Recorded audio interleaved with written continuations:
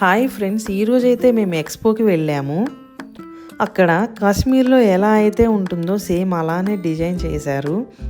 Houses ఎలా ఉంటాయి, trees ఎట్లా ఉంటాయి, వాటర్ ఫౌంటైన్ కూడా డిజైన్ చేశారు. మౌంటైన్స్ కూడా ఉన్నాయి. హౌసెస్ వచ్చేసి స్నోతో ఎలా ఉంటాయి, అక్కడ రోడ్లు స్నోతో ఎలా ఉంటాయి అనేదంతా అయితే డిజైన్ చేశారు.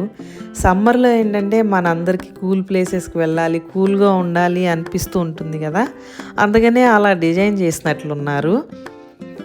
హౌసెస్లో అయితే మేము కూర్చున్నాము, క్లైమేట్ని బాగా ఎంజాయ్ చేసాము, ఫొటోస్ కూడా తీసుకున్నాము.